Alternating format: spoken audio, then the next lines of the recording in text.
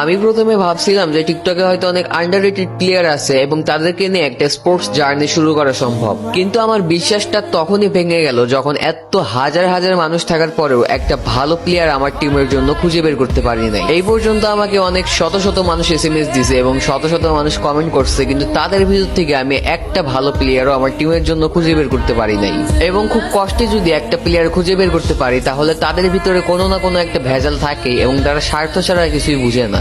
এখন যদি খুব কষ্টে দু একটা ভালো প্লেয়ার আসে তাহলে তারা শুধু টুর্নামেন্ট খেলবে, বিয়ার খেলে প্র্যাকটিস করতে রাজি নয়। মানে ভালো প্লেয়ার গুলার ভিতরে একটা না একটা ভেজাল থাকেই। তোমার সেই ভয়ঙ্কর লেভেলের গেম প্লে দিয়ে এখনকার সময়ে এসেও যদি ভালো কিছু করতে চাও তাহলে আমাদের টিমে আসতে পারো। তোমার খেলা বেস্ট কিছু টুর্নামেন্ট ক্লিপ আমার ইনবক্সে দিতে পারো অথবা তোমার সেই ভিডিওতে আমাকে মেনশন করতে পারো। তুমি যেই রোলেই খেলো না কেন, শুধু তোমার বেস্ট কিছু গেম প্লে ক্লিপ যেইভাবেই পারো আমাকে দেখো। দেন তোমার গেম প্লে ক্লিপ গুলো যদি আমার মন জয় করতে পারে তাহলে আমাদের টিম আর্টস ই স্পোর্টসে তোমাকে স্বাগত।